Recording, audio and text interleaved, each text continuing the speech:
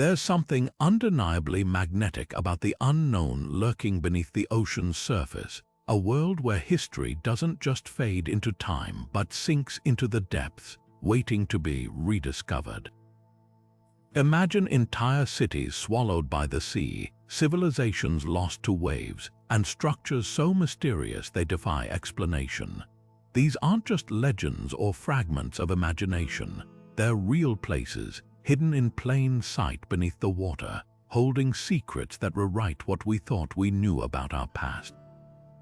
From the fabled ruins of Atlantis to the eerie submerged temples of Asia, the ocean floor is a treasure trove of enigmas, each one more fascinating than the last. What if I told you there are not just one or two of these underwater marvels, but 25, each one a puzzle piece in humanity's grand, untold story? Some were lost to natural disasters, earthquakes, tsunamis, or rising sea levels, while others vanished under circumstances so strange even modern science struggles to explain them. Picture this: colossal stone formations resting silently on the seabed, their origins unknown, or entire streets of ancient cities perfectly preserved as if frozen in time. These aren't just relics, they're whispers from the past begging us to listen. This is a journey into the deep where history and mystery collide. Over the next few minutes, we'll explore sunken metropolises that once thrived with life, uncover the truth behind legends thought to be mere myths, and examine structures so advanced they challenge our understanding of ancient engineering. Some of these places are famous, like the haunting Yonaguni Monument off Japan's coast, while others remain obscure, known only to a handful of explorers. But one thing unites them all: they hold stories that deserve to be told. So, are you ready to dive in? Because what lies beneath the waves might just change how you see the world and our place in it forever. Off the coast of Japan's Yonaguni Island lies one of the ocean's most baffling enigmas, a sprawling, angular rock formation that looks like it was carved by human hands.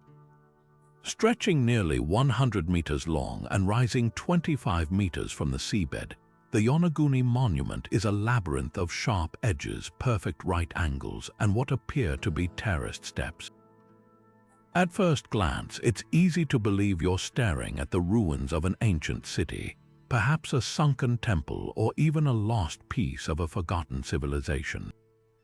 But here's where the mystery deepens. Marine geologists are locked in a decades-long debate. Is this a natural formation shaped by tectonic activity and currents, or is it proof of advanced engineering from a time before recorded history? The structure's most striking feature is its monolithic terrace, a series of flat platforms that resemble staircases or ceremonial plazas. Some researchers point to the precise 90-degree angles and symmetrical channels as evidence of human craftsmanship, arguing that nature rarely creates such geometric perfection. Others counter that sandstone, the rock composing the monument, can fracture in remarkably straight lines due to underwater seismic shifts.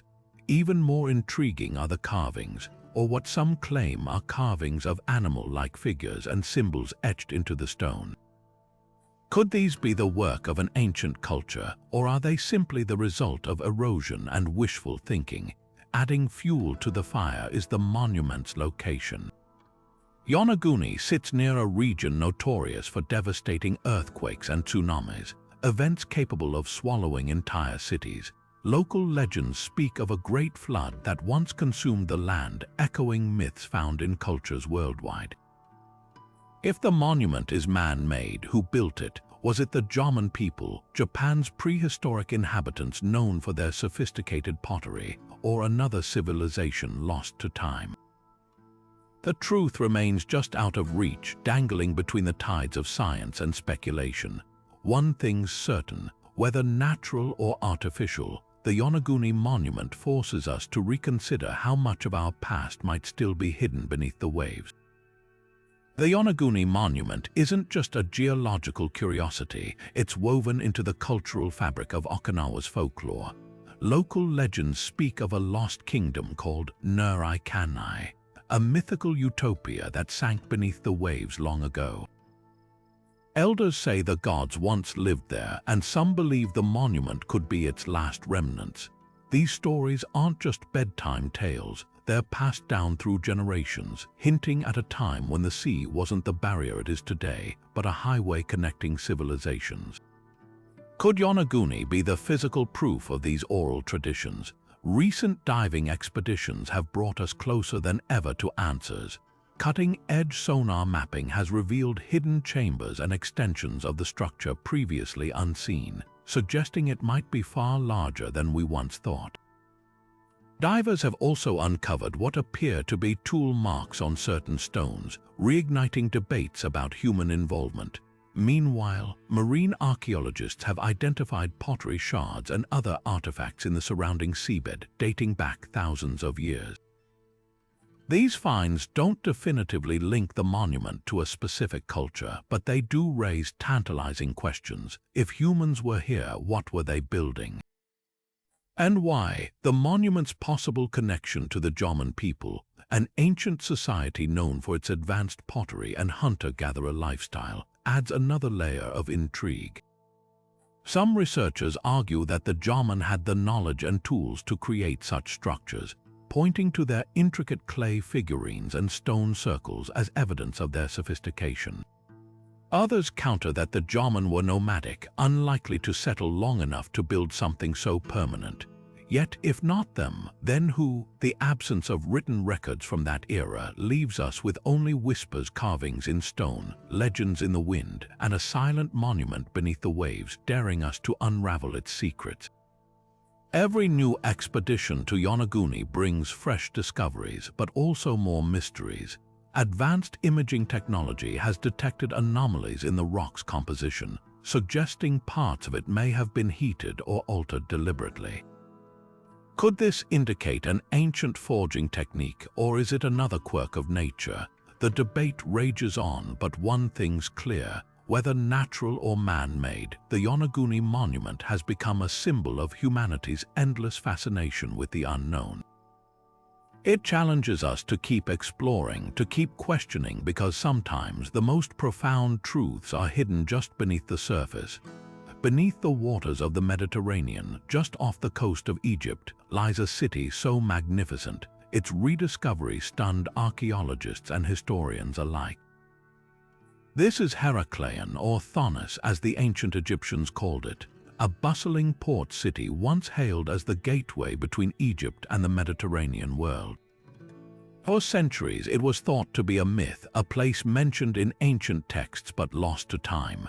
That is, until 2007, when a team of underwater archaeologists, led by Frank Gaudio, stumbled upon its ruins buried under layers of sand and sea, perfectly preserved like a time capsule frozen for over 1,200 years. The scale of Heracleion's rediscovery was nothing short of breathtaking. Divers uncovered colossal statues of pharaohs and gods, some towering over 5 meters tall, their features still crisp despite centuries underwater. Gold coins, delicate jewelry, and ceremonial artifacts lay scattered across the seabed, as if the city's inhabitants had only just left. Among the most striking finds was a massive stone stele, a kind of ancient billboard inscribed with a decree from Pharaoh Nectanebo I, confirming Heracleion's identity and its critical role as a customs hub for trade between Egypt and Greece. But how did such a powerful city vanish so completely? The answer lies in nature's relentless power.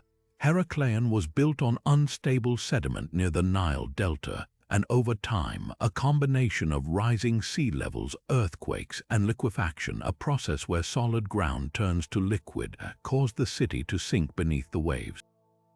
Imagine the chaos: buildings collapsing, statues toppling, and the sea rushing in to claim everything. Yet, the very disaster that destroyed Heracleion also preserved it. The lack of oxygen in the seabed slowed decay, leaving temples, homes, and even wooden ships eerily intact. What makes Heracleion especially fascinating is its cultural melting pot. Artifacts found here reveal a city where Egyptian, Greek, and Phoenician traders mingled, their goods and ideas flowing as freely as the waters that now cover them.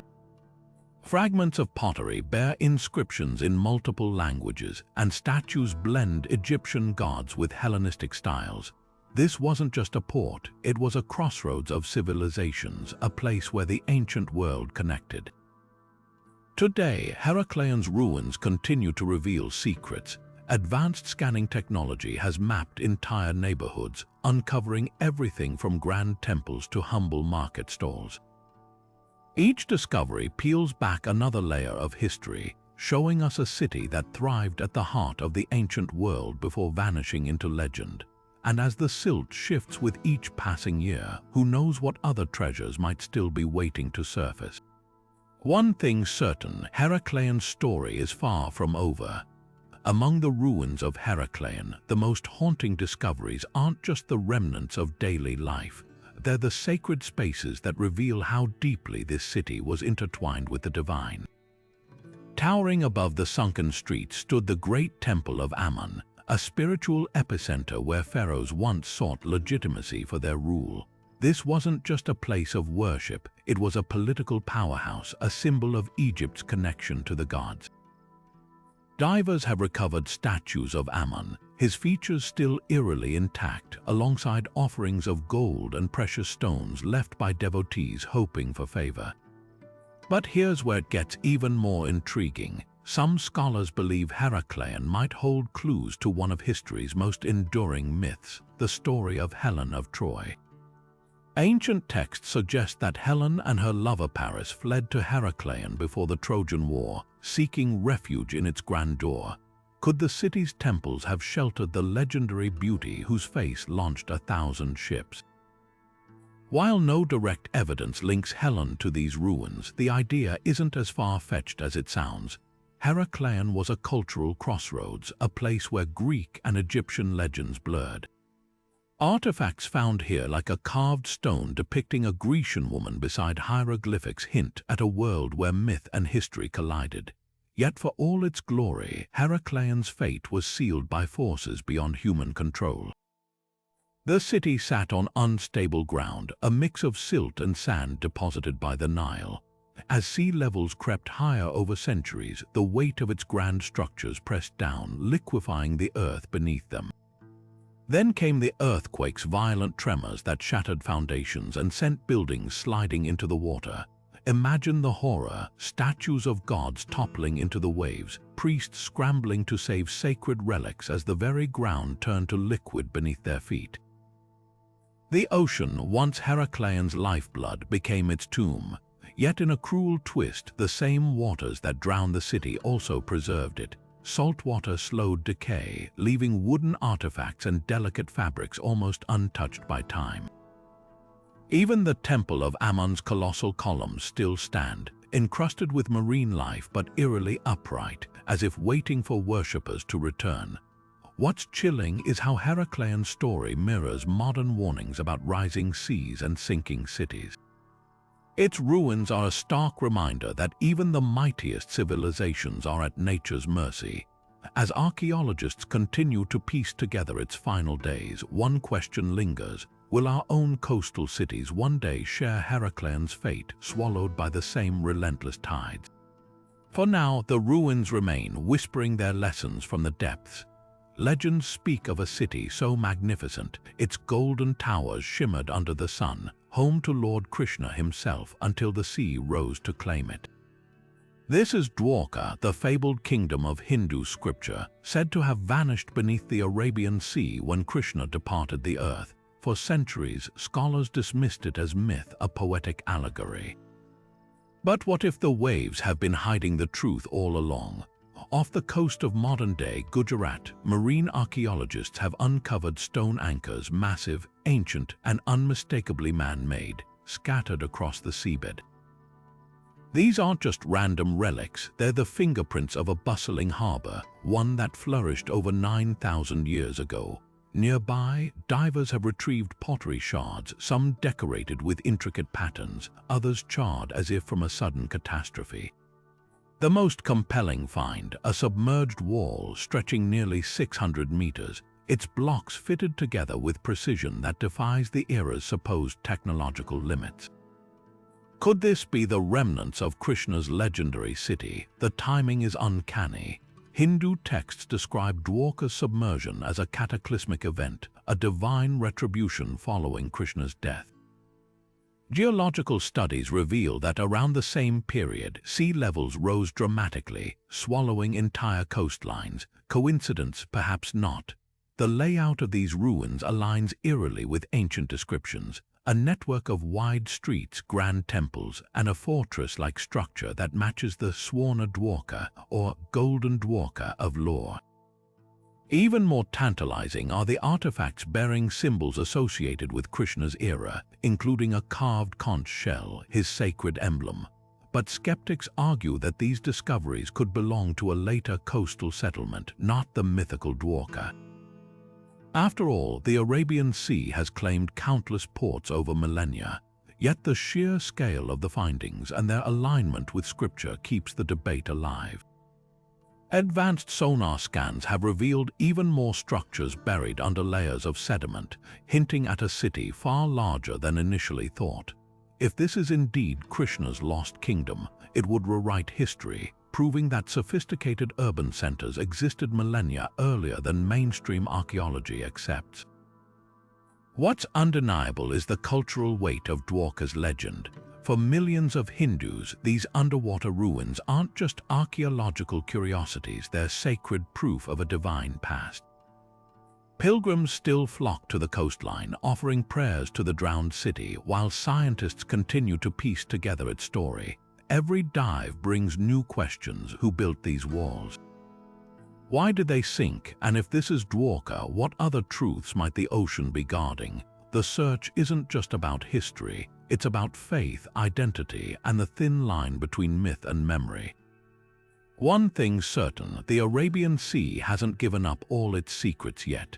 As currents shift the sands, who knows what other relics might emerge, golden spires perhaps, or inscriptions that finally bridge the gap between legend and reality. Until then, Dwarka remains a shimmering enigma, half truth, half dream, waiting for the tides to reveal its full story. For the faithful, every stone pulled from Dwarka's watery depths isn't just an artifact, it's a divine confirmation, a tangible link to stories whispered in temples for millennia. Pilgrims arrive by the thousands, folding their hands in prayer as boats drift above the submerged ruins, their offerings of flowers floating on waves that now guard what was once holy ground. To them, the sonar images and excavated pottery aren't mere data points. They're proof that Krishna's celestial city was real, that the Mahabharata's epic tales are rooted in history, not allegory. This isn't archaeology to them, it's revelation. Yet in research labs and academic conferences, scientists temper this fervor with cautious skepticism. They point to carbon dating that places the oldest artifacts around 3,500 years old, far younger than the texts suggest. Could these ruins be a later iteration of Dwarka, rebuilt after the original's destruction? Or perhaps another prosperous port, swallowed by the same rising seas that reshaped coastlines across the ancient world? The debate hinges on interpretation. Where devotees see a grand palace described in scripture, researchers note the absence of gold or spires, only the pragmatic architecture of a trading hub. The tension between these perspectives isn't just academic, it's cultural. When divers recovered a carved stone slab depicting a four-armed figure, pilgrims hailed it as Krishna himself, his divine form preserved in stone. Geologists countered that tidal erosion can create eerily human-like patterns, and without inscriptions, the carving's meaning remains open to debate. Even the site's name stirs controversy. While locals and spiritual leaders call it Dwarka, scholarly papers often label it the Gulf of Combat Cultural Complex, a sterile term that erases its mythological weight. What's fascinating is how both sides inadvertently fuel each other's work. Pilgrim donations have funded deeper dives, uncovering structures beyond the initial wall, while scientific rigor has lent credibility to the search, transforming it from fringe obsession to legitimate study. Yet misunderstandings persist. When researchers suggest Dwarka's submergence was gradual, a victim of shifting tides, not divine wrath, some see it as an attack on faith itself. Conversely, when spiritual claims outpace evidence, scientists worry ancient history gets reduced to sensationalism. Perhaps the truth lies somewhere in the murky middle. Marine archaeologists now collaborate with Hindu scholars, comparing ruin layouts to Vedic blueprints, searching for overlaps between myth and masonry. New technologies like sub-bottom profiling reveal buried structures without disturbing the site, respecting both its scientific and sacred significance. The most poignant moments come when divers, whether motivated by devotion or discovery, surface with artifacts that blur the line between both worlds. A broken seal that might depict Krishna's flute, or a terracotta tablet etched with symbols found in temple carvings. Dwarka's legacy, then, isn't just about solving a mystery. It's about how we reconcile wonder with evidence, how the past is claimed not just by those who study it, but by those who worship it. As the Arabian Sea slowly surrenders its secrets, one thing becomes clear: whether this sunken city is Krishna's kingdom or a marvel of ancient engineering, its true power lies in its ability to make us question where history ends and legend begins. Nestled in the shallow waters off the southern coast of Greece lies a time capsule so perfectly preserved, it feels like walking through a neighborhood frozen midlife. Pavlopetri, the world's oldest known submerged city, has rested beneath the waves for over 5,000 years, its streets still intact, its buildings eerily recognizable, even its tombs whispering secrets of the past. Unlike other sunken ruins scattered across the globe, Pavlopetri offers something extraordinary, an almost complete urban blueprint from the Bronze Age, a rare window into how ordinary people lived, worked, and worshipped millennia ago. What makes this city so remarkable is its staggering state of preservation. Unlike grand monuments swallowed by the sea, Pavlopetri's magic lies in its everyday details. Imagine swimming above a grid of streets so well defined, you could trace the routes ancient villagers took to the market. Two-story homes still stand with walls intact, their rooms arranged around central courtyards, their doorways and windows clearly visible.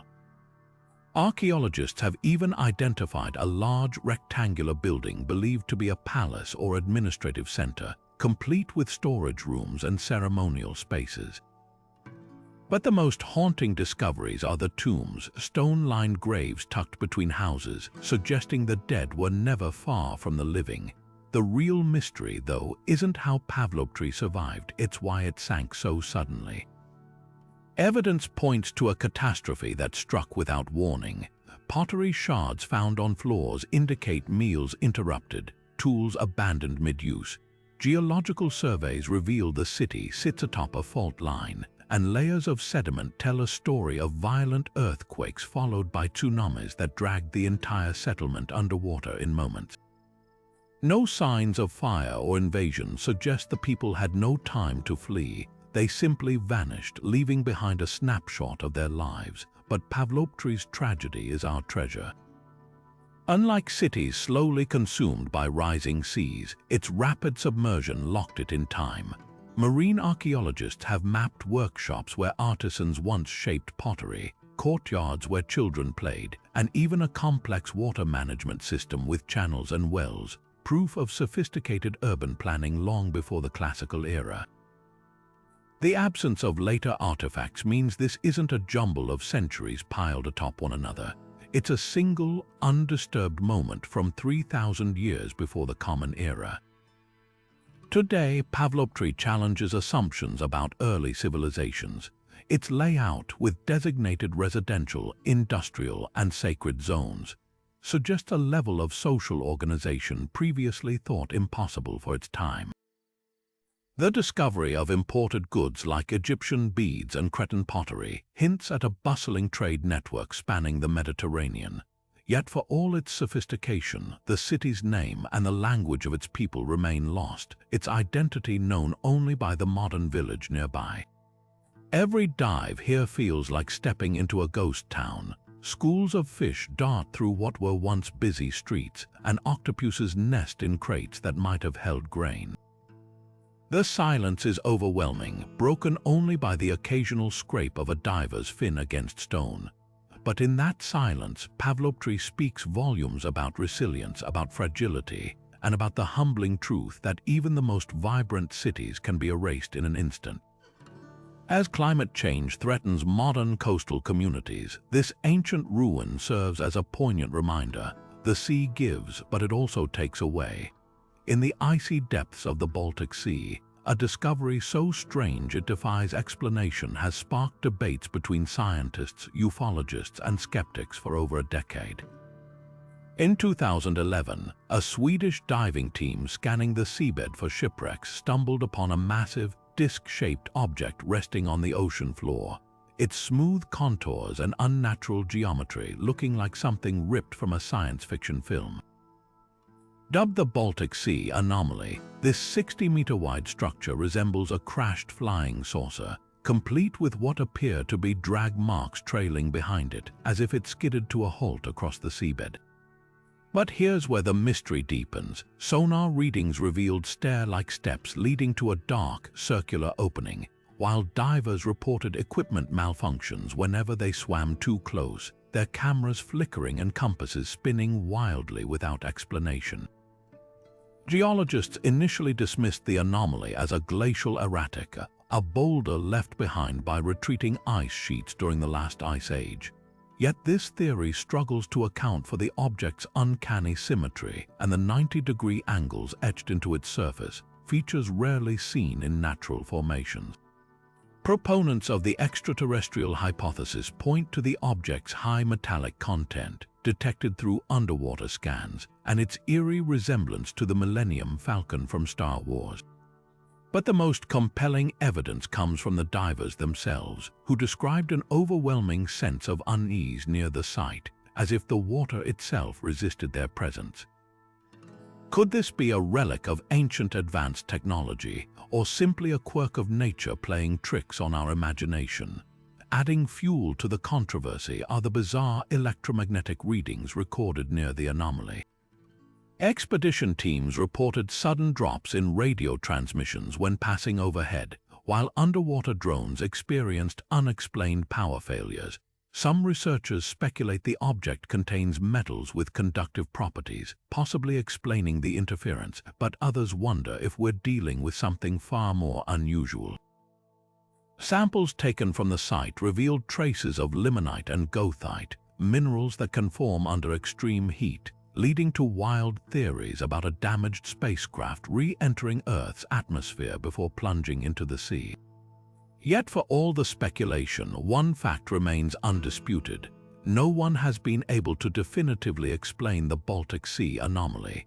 Mainstream science leans toward a natural explanation, perhaps a rare volcanic rock formation smoothed by millennia of currents. But until someone retrieves a full sample or maps the entirety of the structure, the truth remains as murky as the waters hiding it. Whether glacial oddity or something far stranger, this enigmatic object serves as a humbling reminder that even in our modern age, the ocean still holds secrets we're only beginning to uncover.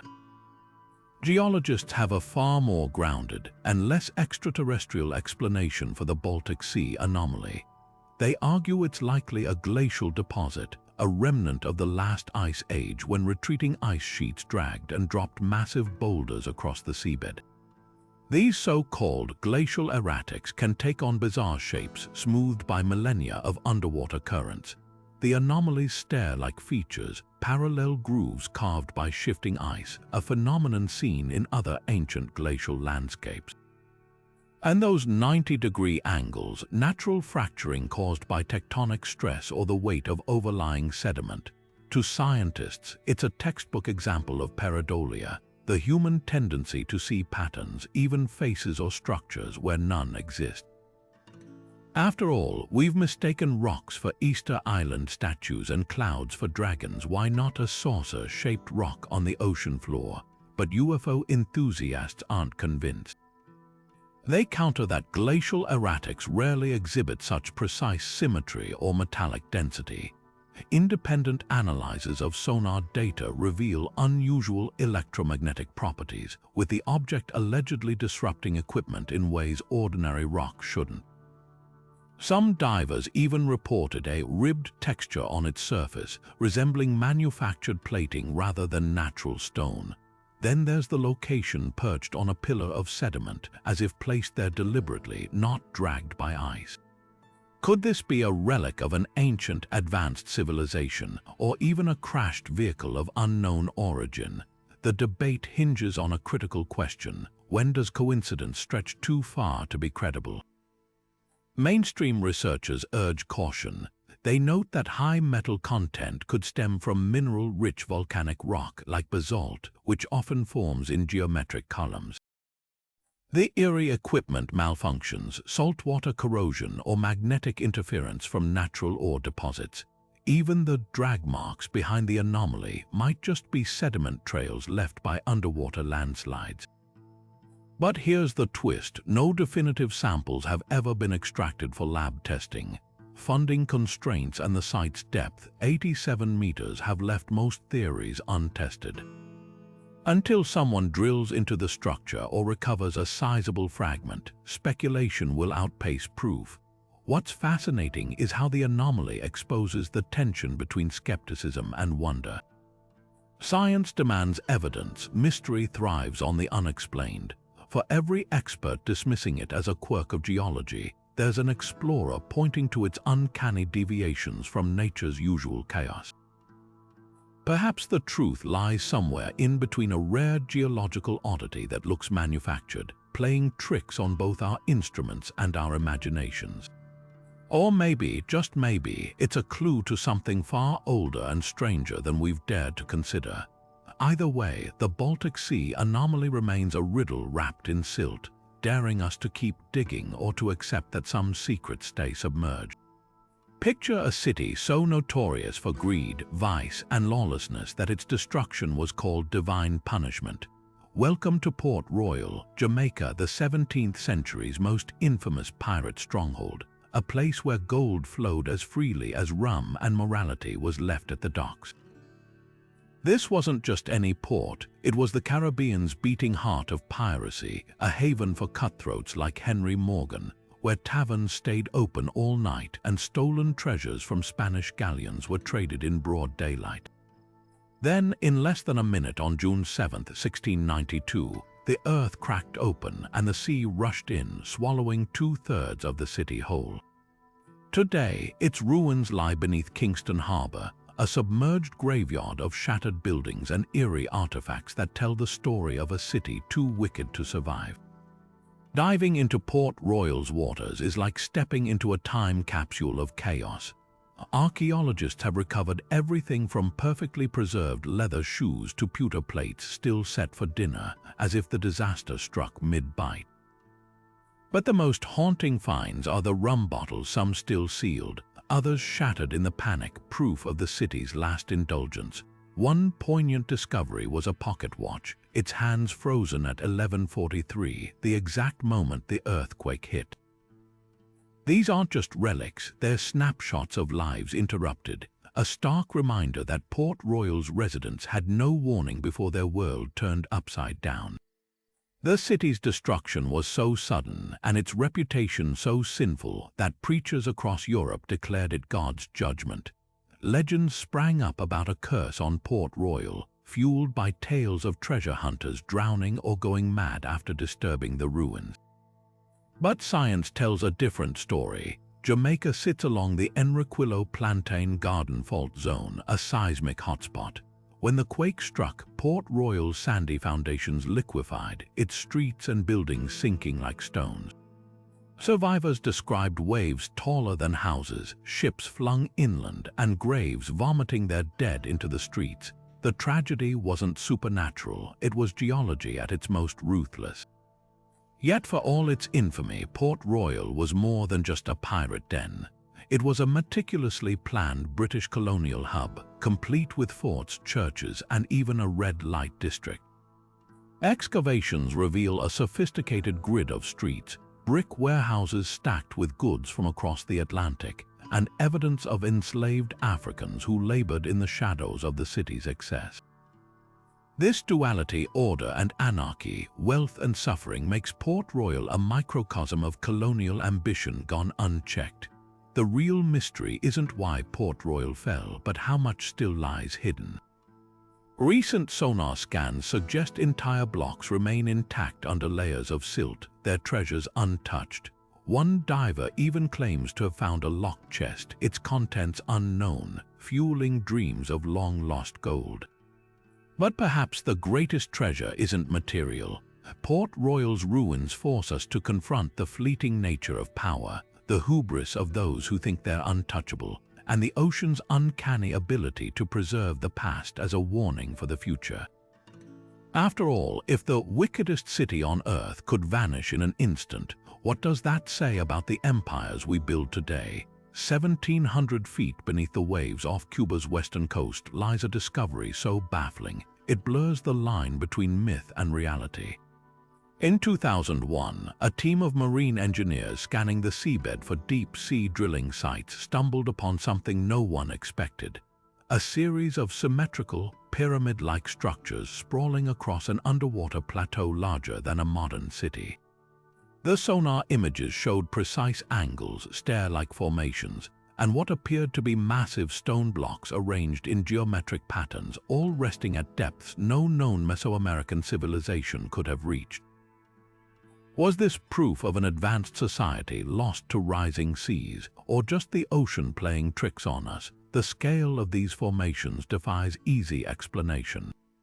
Stretching over 20 square kilometers, the site includes structures resembling pyramids with flat tops reminiscent of the ceremonial platforms built by the Maya or Aztecs, but these sit nearly half a mile underwater.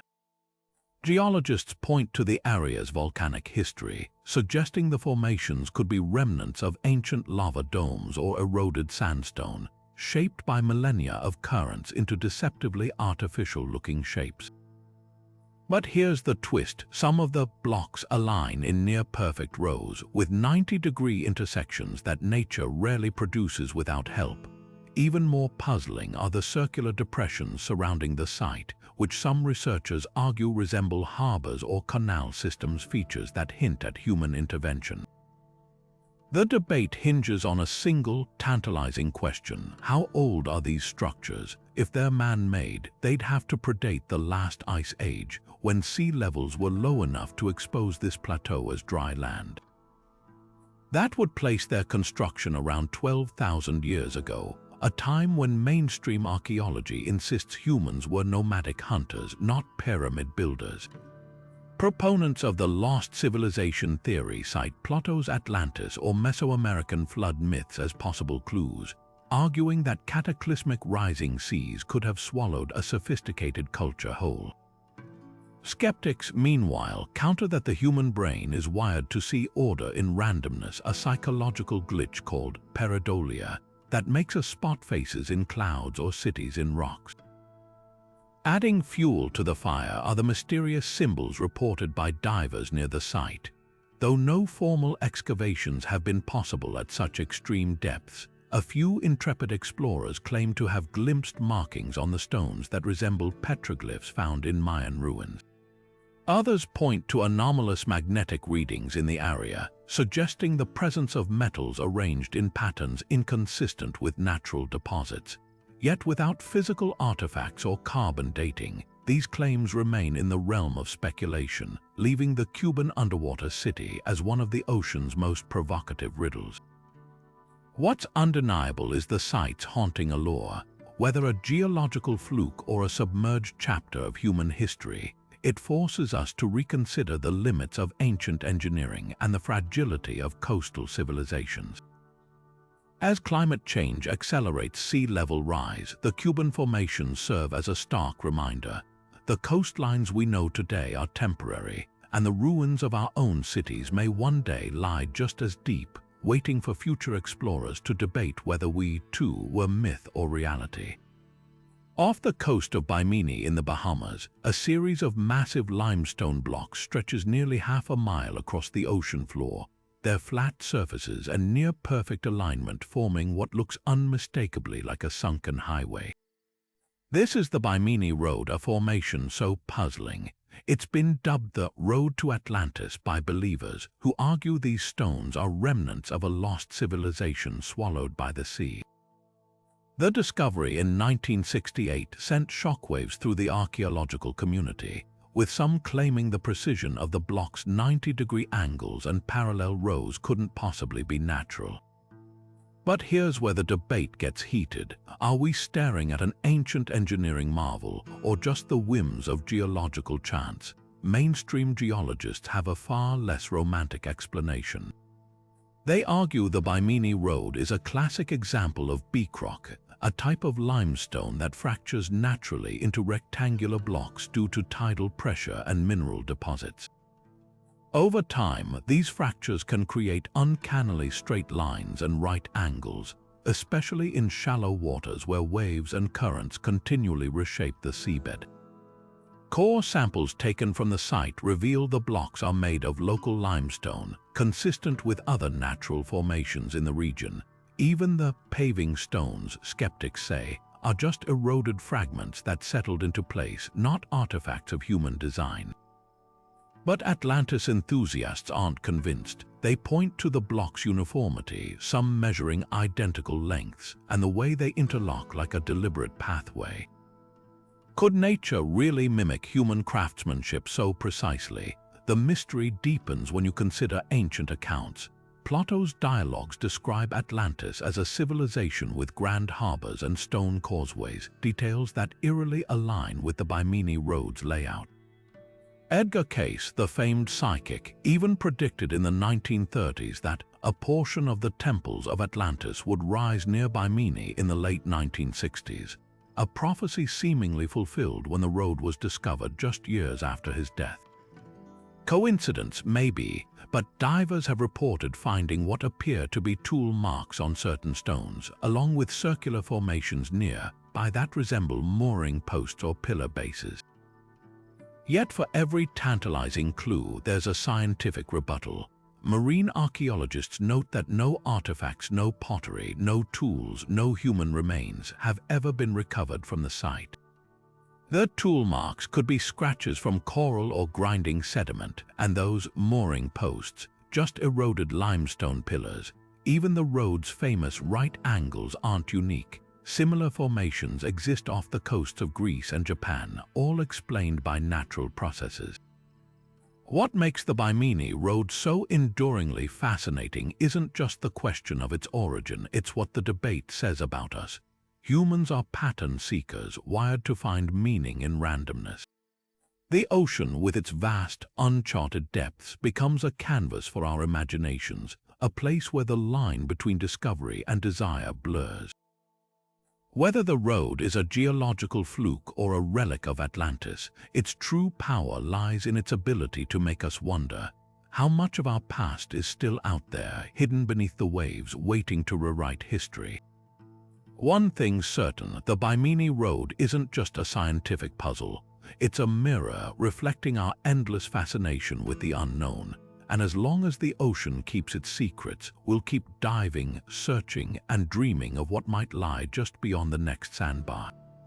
Beneath the waves of Alexandria's harbor, where the Mediterranean sun casts shimmering light through the silt-filled water, lies a kingdom fit for history's most legendary queen.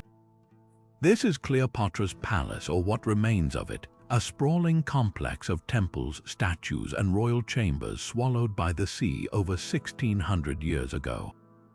Here, amid the ruins, divers have uncovered colossal sphinxes with eroded faces, their expressions still regal despite centuries underwater, and towering columns of red granite that once held up a world of opulence. These aren't just artifacts, they're fragments of a lost era when Egypt's last pharaoh ruled from these very halls, her court alive with intrigue, power, and ultimately tragedy. The discovery of this underwater wonderland began in the 1990s, when marine archaeologist Frank Godio's team stumbled upon the ruins while mapping the harbor floor. What they found was astonishing. Entire neighborhoods of the ancient city of Alexandria, toppled by earthquakes and tsunamis, now resting in eerie silence beneath layers of sediment. Among the most striking finds were two massive sphinxes, one believed to represent Cleopatra's father, Ptolemy XII, guarding what might have been the entrance to her royal quarters. Nearby, divers recovered a colossal stone head thought to depict Cleopatra's son by Julius Caesar, Caesarion, his features worn but still hauntingly recognizable. These statues weren't just decorations, they were symbols of a dynasty's power, now lying where they fell when the earth shook and the sea rushed in. But exploring Cleopatra's sunken world isn't as simple as slipping on a wetsuit. Alexandria's harbor waters are notoriously murky, with visibility often less than a foot, forcing archaeologists to rely on touch as much as sight. Strong currents and swirling sediment make delicate excavation nearly impossible, while centuries of pollution have accelerated the decay of organic materials like wood or papyrus. Yet despite these challenges, divers have painstakingly mapped the site, revealing a layout that mirrors ancient descriptions of the palace complex. They've identified the remains of the Temple of Isis, where Cleopatra famously declared herself the goddess incarnate, and what may have been her private harbor where Mark Antony's fleet once docked. The most poignant discoveries, though, are the small, intimate objects: a gold ring carved with a serpent, a delicate alabaster vase. A child's toy reminders that this wasn't just a seat of power but a home. One diver even described uncovering a mosaic floor, its colors still vibrant beneath the silt, as if waiting for sandaled feet to tread upon it again. These glimpses into daily life make the palace's fate all the more haunting. When the earthquake struck in the 4th and 8th centuries, the ground liquefied beneath Alexandria, sending entire districts sliding into the sea. Cleopatra's palace, already abandoned after her suicide in 30 BC, sank into oblivion, its treasures left to the currents. What makes this site so extraordinary isn't just its connection to a legendary queen, it's the way it bridges myth and reality. For centuries, Cleopatra's palace was thought to be lost forever, its location known only through ancient texts. Now, thanks to underwater archaeology, we can trace the outlines of her world, touching the same stones she once walked upon. Yet the sea guards its secrets tightly. Much of the complex remains buried, its grandest halls possibly still intact beneath the harbor's sludge. Every artifact recovered raises new questions. Was this the chamber where Cleopatra met Caesar? The balcony where she famously rolled out a carpet to seduce Antony? The answers may lie just out of reach, hidden in the gloom, waiting for technology or the tides to reveal them. Until then, Cleopatra's palace remains a tantalizing puzzle, a reminder that even the mightiest rulers are no match for time, and that the ocean, in its mercy, sometimes preserves what the earth tries to erase. High in the Andes, straddling the border between Bolivia and Peru, Lake Titicaca shimmers like a liquid mirror reflecting the sky. But beneath its surface lies a world far older and more mysterious than the clouds above. This isn't just any lake, it's the highest navigable body of water on Earth, sitting 12,500 feet above sea level, and according to Inca legend, the very birthplace of civilization itself. Ancient stories tell of the sun god Inti rising from these waters to create the first Inca ruler, Manco Capac, and his sister wife, Mama Oclo. But what makes these myths even more compelling are the real-life ruins hidden below the waves, submerged temples, stone pathways, and ritual offerings that suggest these waters were sacred long before the Inca Empire ever existed. Diving into Lake Titicaca is like stepping into a time machine. Archaeologists have uncovered entire ceremonial complexes beneath the lake's surface, including a sprawling terrace system that resembles agricultural steppes, possibly used for ritual plantings. The most striking discoveries, though, are the countless offerings left behind: exquisitely crafted gold figurines, miniature llamas made of precious metals, and even sacred shells imported from distant oceans, all deliberately placed in the water as gifts to the gods. These weren't just tossed in haphazardly, they were arranged with care, often tucked into stone boxes or anchored to the lake bed, as if the ancients believed the depths themselves were a doorway to the divine. The lake's most famous underwater site is the so-called Temple of the Sun, a structure first identified by local fishermen who reported seeing strange stone walls beneath the waves. When divers investigated, they found a multi-level complex with carved niches and alcoves, perfectly aligned with the sunrise during solstices. Nearby, a long, ceremonial road stretches across the lake bed, its purpose still unclear. Was it a pilgrimage path, a boundary marker, or part of a grander design now lost to time? What's undeniable is the precision of its construction. The stones fit together without mortar, a technique later perfected by the Inca, hinting that this sacred knowledge may have been passed down through generations. But here's the real puzzle. How did these ruins end up underwater? Geological studies reveal that Lake Titicaca's water levels have fluctuated dramatically over millennia, sometimes receding to expose vast stretches of land, other times rising to swallow entire settlements. Some researchers believe the temples were built when the lake was smaller, only to be submerged as glacial melt or seismic shifts altered the landscape. Others propose a more dramatic explanation, that these structures belong to the Tiwanaku culture, a civilization that thrived here 1,000 years before the Inca, whose own legends speak of a great flood that destroyed their world.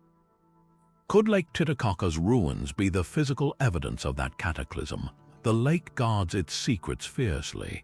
At these altitudes, diving is physically grueling, with frigid temperatures and thin air making each expedition a battle against the elements.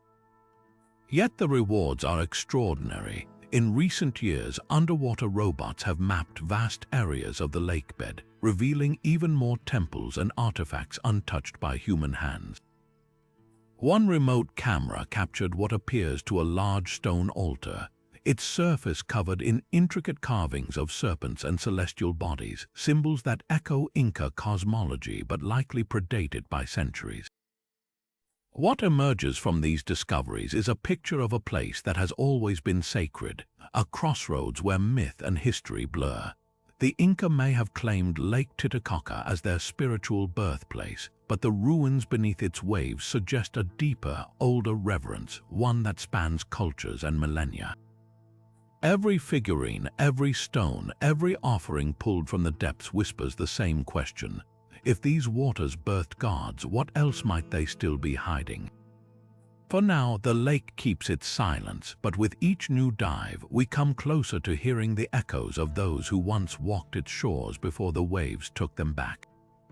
Off the southern coast of Japan's Okinawa Island, the ocean floor holds a secret that could rewrite our understanding of ancient civilizations. Here, in waters so clear you can see the seabed from the surface, massive stone formations rise in perfect geometric tiers, structures so eerily similar to Mesoamerican pyramids that they've sparked theories of a lost Pacific culture spanning continents. These aren't the jagged, random shapes of natural rock. They're precise stepped platforms with flat surfaces and sharp corners, some as tall as 5-story buildings, their symmetry defying the chaos of the underwater world around them. The most striking of these formations, known as the Okinawa Pyramids or the Yonaguni Complex, bear an uncanny resemblance to the temples of Teotihuacan or the ziggurats of Mesopotamia. Their terrace design suggests deliberate craftsmanship, with what appear to be ceremonial ramps and alcoves carved into the stone. Marine archaeologists have even identified circular depressions that might have held pillars or statues, along with channels that could have directed water for ritual purposes. But here's the twist. Mainstream science dates these structures to at least 8,000 years old, thousands of years before the pyramids of Egypt or the Olmec heads of Mexico were even conceived. So who built them? Fringe theorists propose a radical answer: a seafaring civilization now lost to history that once connected the Pacific and the Americas.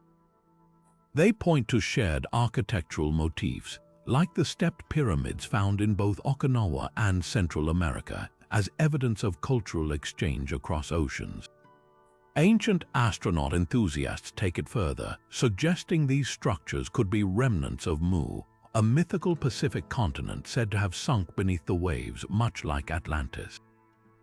Even more compelling are the local Ryukyu legends of Nurai Kanai, an underwater paradise where gods dwelled, accessible through sacred portals. Could these myths be fragmented memories of a real, advanced society? Geologists, however, offer a more grounded explanation.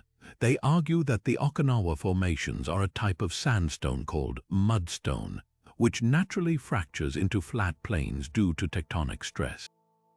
The steps might simply be layers of sediment exposed by erosion, while the ramps could be slopes created by underwater landslides.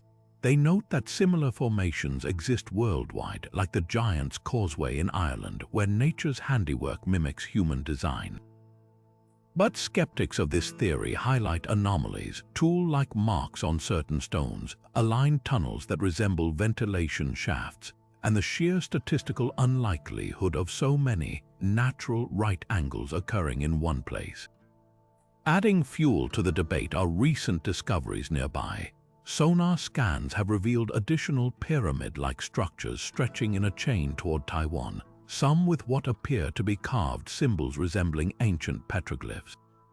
Divers have also recovered pottery shards and stone tools from the surrounding seabed, though their connection to the pyramids remains unproven, the most tantalizing find. A massive, flat-topped monolith covered in grooves that mirror astronomical alignments, leading some researchers to speculate it functioned as a celestial calendar. What's undeniable is the emotional power these ruins hold. For the Okinawan people, they're sacred, a tangible link to ancestors who might have witnessed these structures when they still stood above water. For scientists, they're a puzzle demanding solution, and for adventurers, they're a siren call to explore deeper, to question the boundaries of history. Whether geological marvels or the fingerprints of a forgotten world, the Okinawa pyramids force us to confront a humbling truth. The ocean's depths may hold chapters of human achievement we've barely begun to read. And until we can decipher them, these silent sentinels of stone will keep their secrets, waiting for the tides of discovery to turn. In the murky waters of India's Gulf of Cambay, a discovery so profound it sent shockwaves through the archaeological world lay hidden for millennia. In 2001, marine scientists mapping the seabed stumbled upon what appeared to be the remains of an ancient city, one that carbon dating suggested was a staggering 9,500 years old. That's older than the Great Pyramids, older than Stonehenge, even older than the earliest known settlements of Mesopotamia. The implications were staggering. If verified, this sunken metropolis could upend everything we thought we knew about the dawn of urban civilization. Divers retrieved pottery shards etched with intricate geometric designs, stone tools polished by millennia of tides, and most hauntingly, human bones, fragments of lives abruptly cut short. These weren't just scattered remnants, they were clustered in patterns suggesting streets, dwellings, and even a drainage system. Sonar images revealed rectangular structures aligned in a grid, some as large as modern-day apartment blocks, while dredged-up artifacts included what might have been ritual figurines, their features eroded but their purpose still palpable. The sheer scale suggested a society advanced enough to plan, build, and sustain a thriving community at a time when most humans were still nomadic hunters. But controversy erupted almost immediately. Skeptics argued the dating was flawed, pointing out that sea levels 9,500 years ago would have placed the site far inland, not submerged. Others questioned whether the structures were just natural rock formations, reshaped by currents into deceptively artificial-looking shapes. The debate hinged on a critical question: could an urban center have existed in India thousands of years before the Indus Valley civilization, long considered the subcontinent's first major society? Proponents of the discovery pointed to parallels with Dwarka's underwater ruins and ancient Hindu texts like the Mahabharata, which speak of advanced cities lost to cataclysmic floods. Were these myths actually memories? Adding fuel to the fire were the artifacts' unusual material compositions.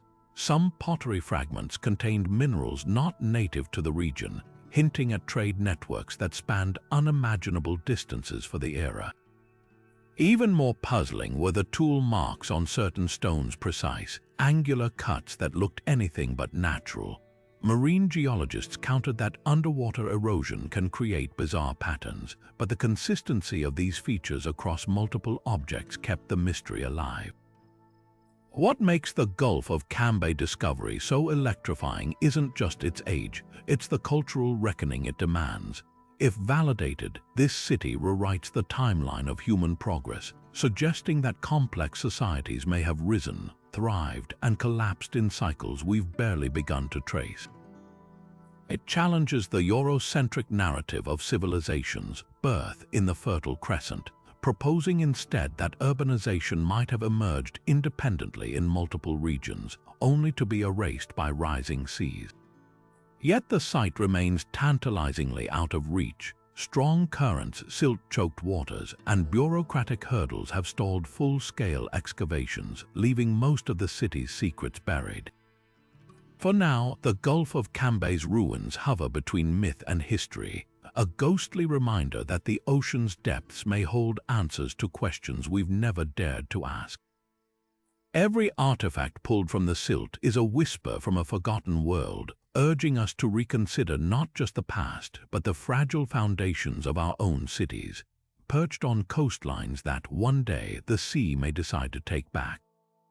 Deep beneath the emerald waters of Qingdao Lake in China's Zhejiang province, time stands still in a way few places on Earth can match.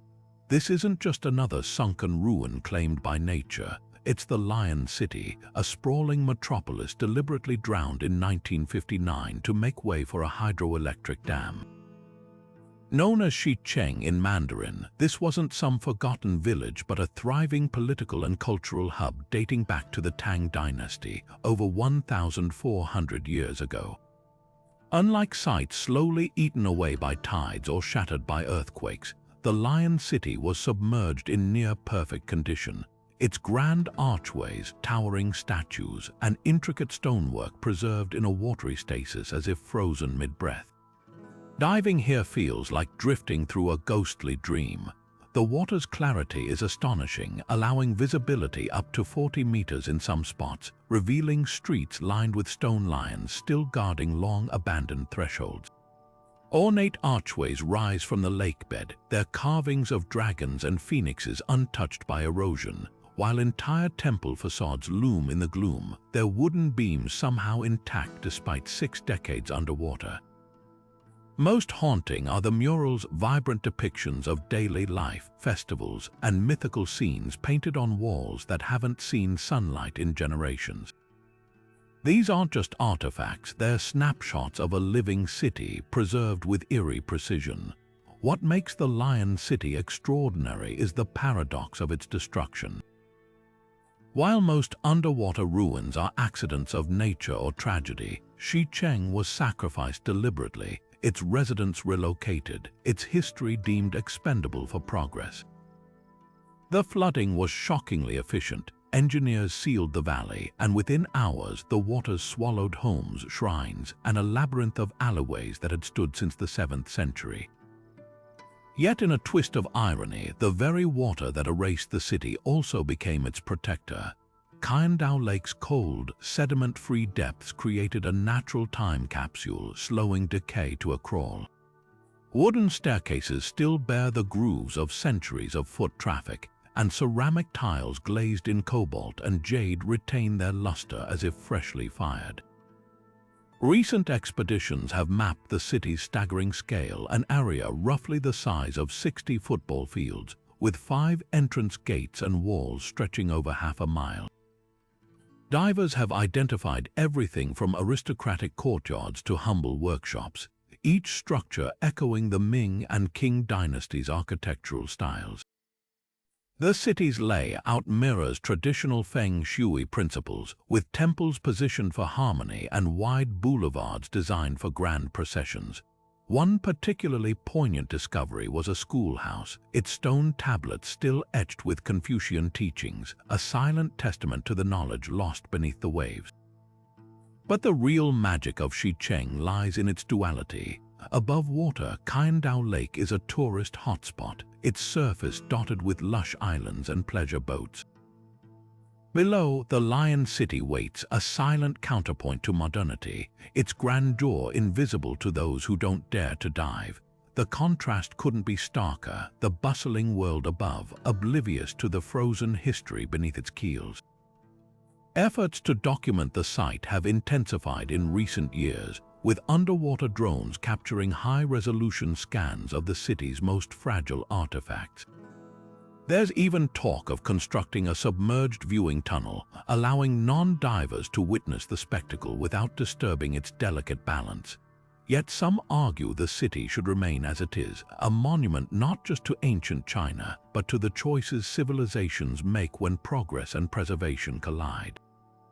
The Lion City forces us to confront uncomfortable questions.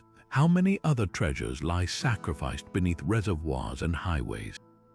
What do we lose when we trade history for electricity? And in a world racing toward the future, is there still room to honor what lies beneath? For now, Xicheng keeps its silence, its stone lions forever vigilant, its murals still bright, a dazzling, drowned relic of a past that refused to fade.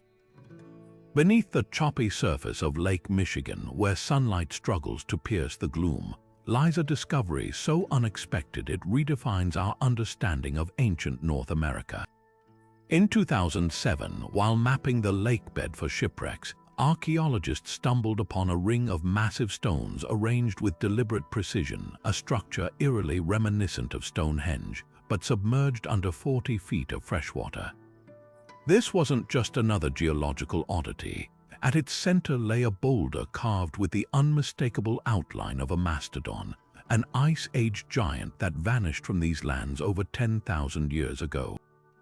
The implications were staggering. Either this was an elaborate coincidence or proof that humans were shaping sacred sites here millennia earlier than anyone believed. The formation itself is a masterpiece of ancient engineering.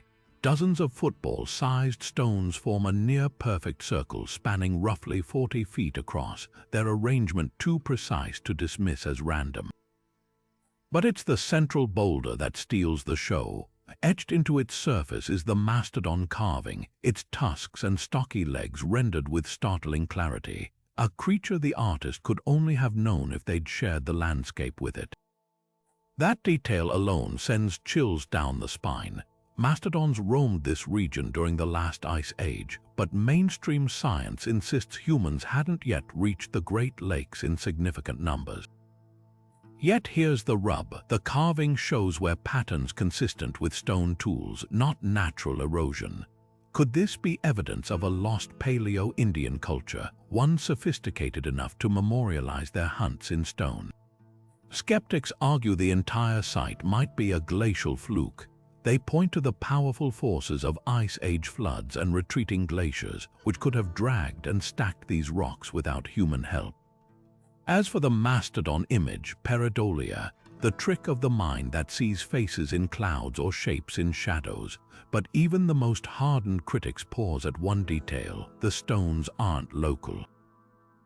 Geochemical analysis reveals they were hauled from at least a mile away, a Herculean feat for any prehistoric group. Why go to such effort unless the site held profound significance? The location adds another layer of mystery. The circle sits on an ancient land bridge, a stretch of dry ground that once connected Michigan's upper and lower peninsulas when lake levels were lower.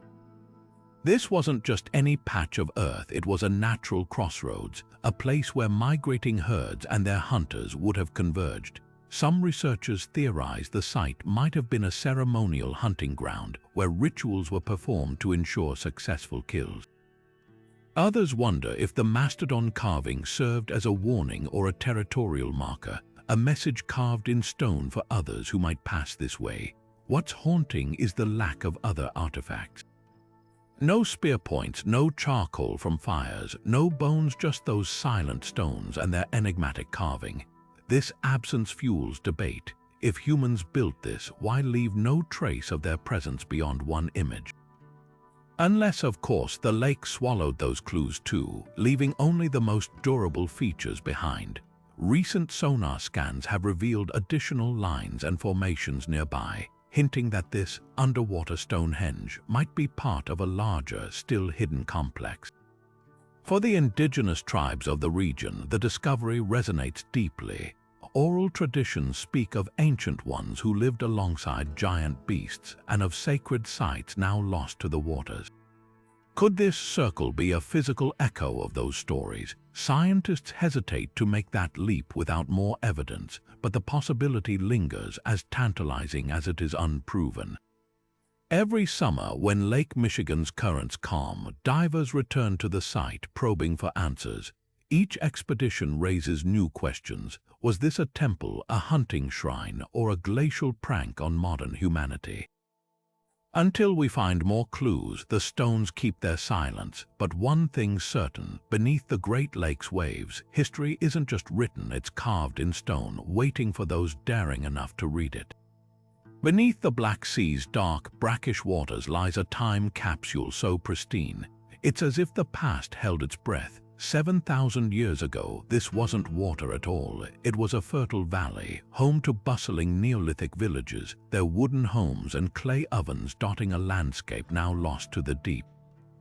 Then catastrophe struck. Rising global temperatures melted glaciers, causing the Mediterranean to burst through the Bosphorus straight in a cataclysmic deluge. Within months, the valley flooded, swallowing entire settlements beneath a torrent of salt water. Today, the Black Sea's anoxic depths, devoid of oxygen, have preserved these drowned worlds with eerie perfection, offering archaeologists not just artifacts but snapshots of daily life frozen in time. Diving here is like stepping into a ghostly village. Unlike typical underwater ruins where wood rots and metal corrodes, the Black Sea's oxygen-free layer acts as a natural preservative. Explorers have uncovered intact wattle and daub huts, their woven walls still standing, and wooden tools so well preserved you can see the marks left by the craftsman's blade. Even delicate materials like rope and woven baskets survive, their fibers untouched by decay. The most haunting finds, footprints pressed into ancient mudflats now hardened to stone, the last steps of villagers fleeing the rising waters. These aren't just relics, they're echoes of a trauma so profound, it may have inspired flood myths across cultures, from Noah's Ark to the Babylonian epic of Gilgamesh. What makes these submerged landscapes so extraordinary is their scale. Sonar mapping has revealed vast expanses of drowned river valleys and terraced fields, suggesting a thriving agricultural society abruptly cut off. At the heart of this lost world lies what archaeologists call the mother of all flood myths. Geological cores drilled from the seabed show a sudden, dramatic shift from freshwater to saltwater sediments around 5,600 BC, supporting the theory of a rapid inundation. For the people living here, it must have felt apocalyptic, a wall of water swallowing their world, forcing survivors to scatter across Europe and Asia, carrying tales of the deluge that would endure for millennia. But the Black Sea's secrets aren't just about destruction. The same conditions that drowned these villages also protected them. In one remarkable discovery, a fishing net weighted with stones was found draped over a submerged hillside, as if its owner had just cast it into the water. Elsewhere, clay pots still sit in the ashes of hearths, their contents charred grains and fish bones, offering a menu of Neolithic life. Even a child's wooden spoon was recovered, its bowl worn smooth from use, a poignant reminder that this wasn't just a catastrophe, it was the end of a community's story. Debates still rage among scholars. Was the flood truly as sudden as the myths suggest, or did waters rise gradually over generations? Some argue the Mediterranean's breach was a slow creep, giving villagers time to adapt. Others point to sediment layers showing violent erosion, evidence of a tsunami-like surge. Whatever the truth, the Black Sea's ruins force us to confront a humbling reality. Civilizations have always lived at the mercy of nature's whims. Today, as rising seas threaten coastal cities worldwide, these 7,000-year-old footprints serve as a silent warning. History doesn't just repeat itself. Sometimes it sinks beneath the waves, waiting to be rediscovered. Perhaps the most chilling revelation lies in the artifacts themselves. Among the tools and pottery, archaeologists found something unexpected: carved wooden figurines, their faces twisted in expressions of fear or grief. Were these ritual objects pleading with the gods to spare the village, or hurried sketches of the terror unfolding around them? We may never know. But as the Black Sea gives up its secrets, one thing becomes clear: the past isn't just buried. It's waiting, perfectly preserved, to tell its story. Beneath the waters off Alexandria's coast, where Cleopatra's palace lies in ruins, another secret may be waiting, one that could rewrite the story of human knowledge. The Great Library of Alexandria, the ancient world's most famed repository of wisdom, was said to have burned in a series of devastating fires, taking with it countless scrolls containing the sum of classical learning. But what if not all was lost? Recent discoveries suggest a tantalizing possibility: a forgotten annex, a secondary cache of scrolls deliberately hidden or accidentally preserved when the library fell, now resting silently beneath layers of silt and salt water. The theory isn't as far-fetched as it sounds. Ancient texts hint at satellite collections scattered across Alexandria, including a possible riverside storage facility near the harbor. In 2015, divers mapping the submerged royal quarters uncovered something extraordinary: the remnants of Roman-era shipwrecks, their hulls packed not with typical cargo but with lead containers, a material known to protect precious documents from moisture. Inside, archaeologists found fragments of parchment and wax tablets, their inscriptions faded but still legible. Were these ships transporting scrolls to safety as the library burned, or were they part of a network distributing copies to other centers of learning before disaster struck? Either way, their presence suggests that the library's treasures may have been more dispersed and better preserved than we ever imagined. Even more compelling are the anomalies detected near the Sunken Palace complex. Ground-penetrating sonar has revealed structures buried deep in the harbor's sediment, their layout unlike typical warehouses or homes. Tight, climate-controlled chambers, perhaps, or secure vaults designed to shield delicate materials from the Mediterranean's humidity. The most provocative find came in 2021, when a team discovered a sealed ceramic jar containing fragments of a mathematical treatise, one matching descriptions of lost works by the legendary scholar Archimedes. If authentic, it would mean that at least some of the library's holdings survived long enough to be deliberately hidden before the sea claimed them. The implications are staggering. The Great Library wasn't just a building, it was the intellectual heartbeat of antiquity, home to works by Aristotle, Euclid, and countless others whose ideas shaped the modern world. To recover even a fraction of its contents would be like finding a second Rosetta Stone, unlocking doors to ancient philosophies, sciences, and histories we assumed were gone forever. Imagine uncovering lost plays by Sophocles, alternative accounts of Alexander the Great's conquests, or early medical texts that could rewrite the history of healing. Yet the challenges are immense. Alexandria's harbor is a treacherous dive site, with visibility often near zero and strong currents that shift the seabed unpredictably.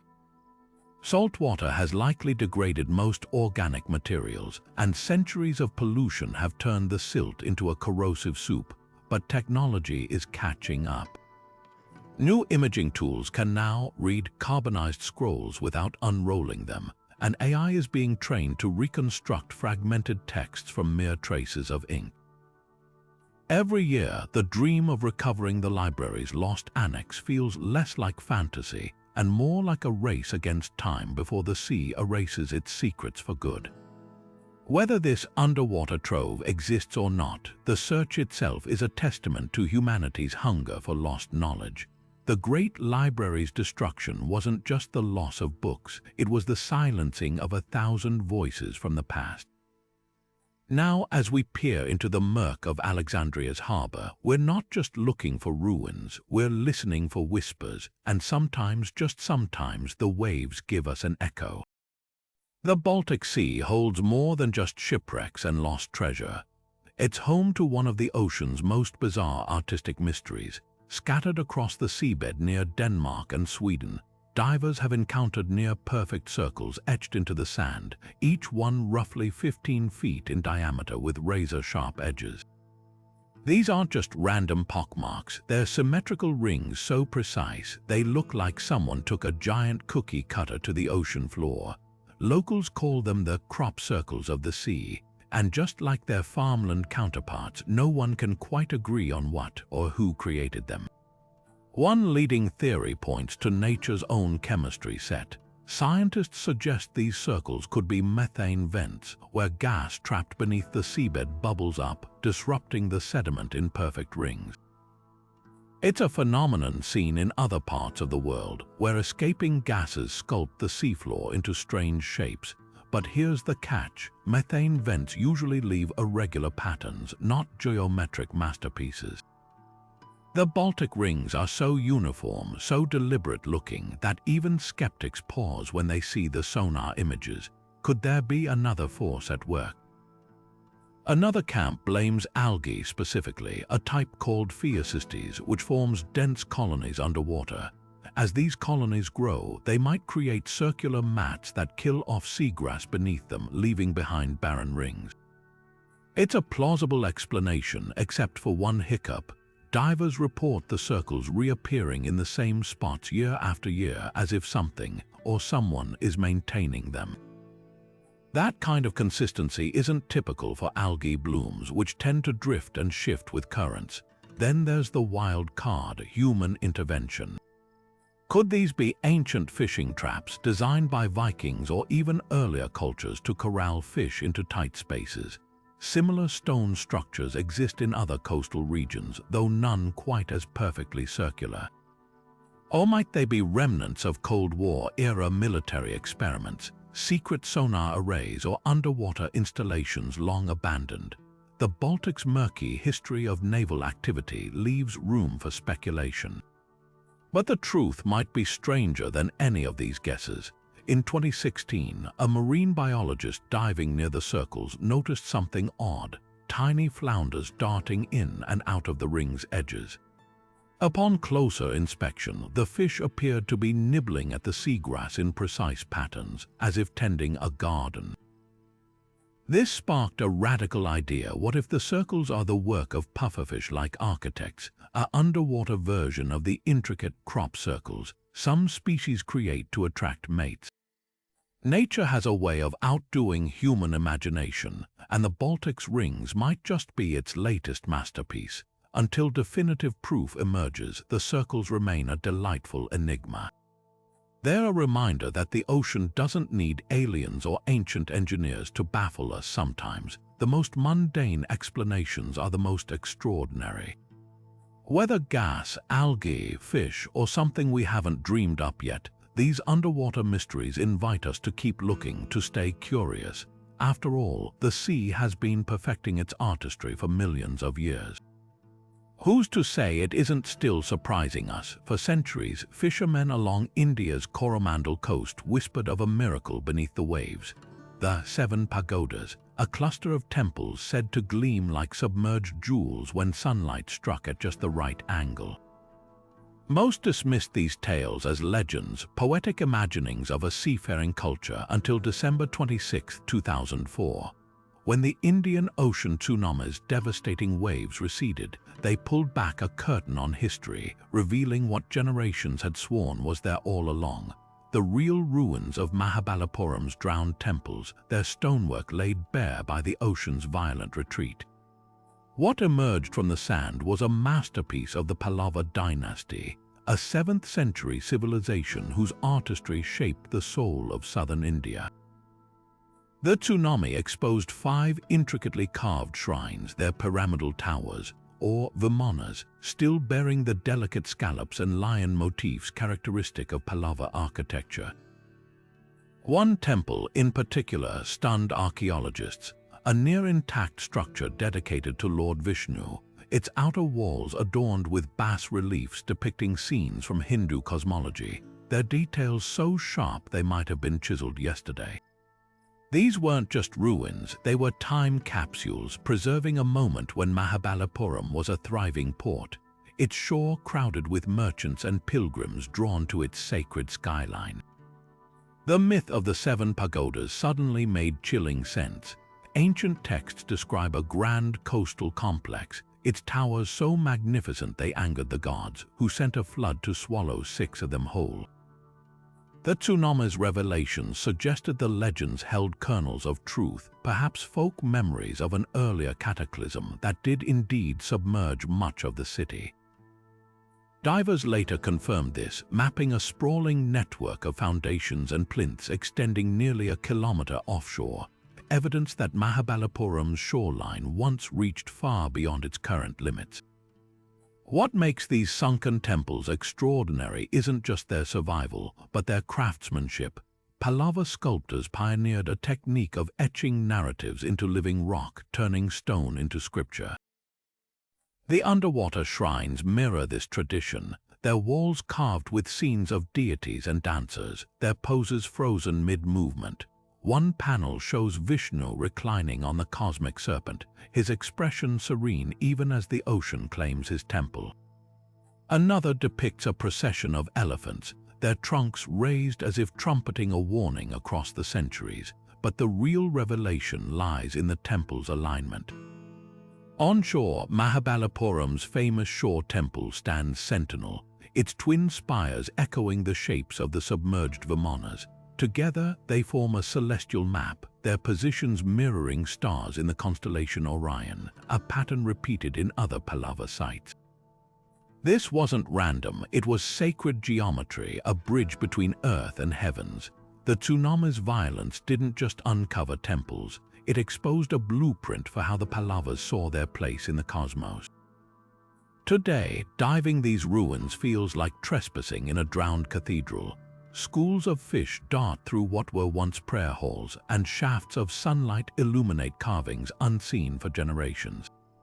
Yet the ocean hasn't finished its revelations. In 2021, sonar scans detected another cluster of structures even deeper, hinting that Mahabalipuram's underwater legacy might stretch further than anyone dreamed. The 7 pagodas may yet prove to be more than myth, not because the gods were jealous, but because the sea, in its mercy, sometimes gives back what it takes away. Deep beneath the Black Sea's surface, where sunlight fades to black and pressure crushes all but the hardiest life forms, an impossible landscape unfolds. A river complete with waterfalls, banks, and even submerged trees flowing relentlessly along the seabed. This isn't some aquatic mirage, it's one of Earth's most surreal geological phenomena. Dense, salt-saturated water from the Mediterranean surges through the Bosphorus Strait, sinking into the Black Sea's depths like an underwater avalanche. The resulting current carves channels so precise, they mirror the bends and oxbows of terrestrial rivers, complete with rapids and cascades that would look at home in a forest, if not for the fact they're hidden beneath 600 meters of open ocean. Scientists call this a density current, but that sterile term barely captures its strangeness. Imagine a torrent of brine, thick as syrup, tumbling down an undersea canyon at speeds reaching 15 miles per hour, dragging sediment in its wake to form levees and deltas. Side-scan sonar reveals trees' real, bark-covered trunks, anchored in the riverbed, their branches stripped by the current but their forms eerily preserved by the anoxic waters. These aren't fossilized relics, they're remnants of a time when sea levels were lower and the Black Sea basin held freshwater lakes fringed by forests. When the Mediterranean broke through millennia ago, drowning the landscape, some trees were swallowed whole, only to resurface now as ghostly sentinels along this subterranean flow. What makes this underwater river truly mind-bending is how it defies expectations. While most rivers dissipate into the ocean, this one retains its identity, its saline core refusing to fully mix with the surrounding water. The denser brine hugs the seabed, creating a stratified flow that can travel hundreds of miles, shaping the underwater terrain as it goes. At certain points, the river plunges over cliffs, creating waterfalls that cascade silently in the abyss, a spectacle captured by robotic submersibles, their cameras revealing swirling eddies where the falling brine meets the depths. These falls aren't just visual oddities, they're engines of sediment transport, sculpting the seafloor much like their terrestrial counterparts shape valleys. The Black Sea's hidden river isn't alone. Similar systems slither through the depths of the Gulf of Mexico and the Red Sea, each formed by the same dance of density and gravity. But none match the Black Sea's scale or its haunting preservation of drowned landscapes. For marine geologists, it's a living laboratory, offering clues about how ancient floods reshaped continents. For the rest of us, it's a reminder that the ocean holds wonders beyond imagination, places where the familiar becomes alien, and the laws of physics seem to rewrite themselves. Who needs outer space when our own planet still hides rivers beneath the sea? Not far from the controversial mastodon carvings and stone circles of Lake Michigan, another underwater discovery has reignited debates about prehistoric North America, a second set of megalithic structures, this one arranged with celestial precision. While the first site captured attention for its possible Ice Age origins, this newer formation, discovered near Traverse Bay in 2018, adds another layer of intrigue. Here, a cluster of stones, some weighing over 3 tons, forms a series of concentric rings and linear alignments that mirror the summer solstice sunrise, suggesting these weren't just random boulders dropped by glaciers, but a deliberate astronomical observatory built by a culture far more sophisticated than previously believed.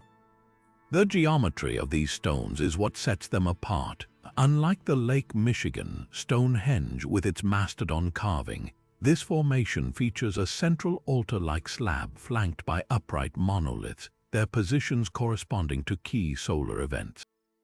During the solstice, sunlight filters through gaps in the stones, casting a beam that aligns perfectly with a series of notches carved into the central slab, a feature eerily similar to England's Stonehenge or the Nebra sky disk in Germany. Could this be evidence of a shared astronomical knowledge spanning continents, or simply a cosmic coincidence shaped by millennia of erosion? Skeptics argue that glacial activity could explain the alignment, noting that retreating ice sheets often leave behind erratic boulders in seemingly deliberate patterns. But proponents counter that the odds of multiple, coincidental alignments, solstices, equinoxes, and even lunar standstills are astronomically low. Adding fuel to the debate are tool marks found on several stones, grooves that resemble those made by Neolithic cultures elsewhere when quarrying or shaping megaliths.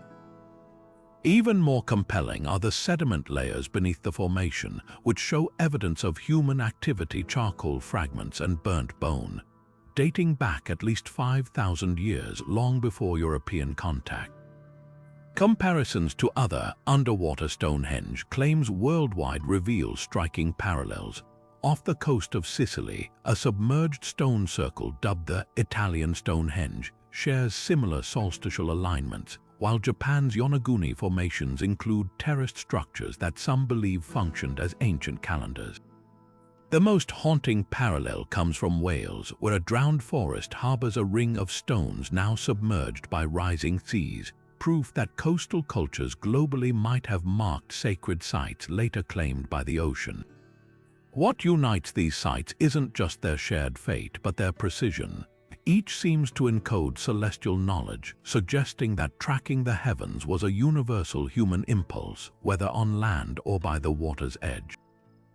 Yet the Lake Michigan site stands apart for one chilling reason: its potential age. If the mastodon carving nearby is genuine, and if the solstice alignments aren't flukes, This could push back the timeline of complex astronomical observation in the Americas by thousands of years. Indigenous oral traditions from the Great Lakes region speak of star watchers among ancient ancestors, but mainstream archaeology has long dismissed such accounts as myth. Now, with these silent stones as witnesses, the stories demand reconsideration. The debate isn't just academic, it's cultural.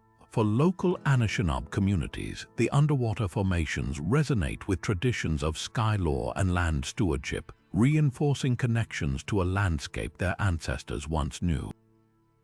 Scientists tread carefully, aware that these stones might bridge gaps between oral history and material evidence. Every sonar scan, every dive carries the weight of possibility that North America's prehistory is deeper, richer, and far more mysterious than textbooks allow. Until the lake gives up more of its secrets, these megaliths remain both a riddle and a revelation, their messages written not in words but in sunlight and stone. Beneath the placid waters of Gotland's coastline, where the Baltic Sea now sparkles under Scandinavian skies, lies the ghostly outline of a Viking powerhouse lost to time.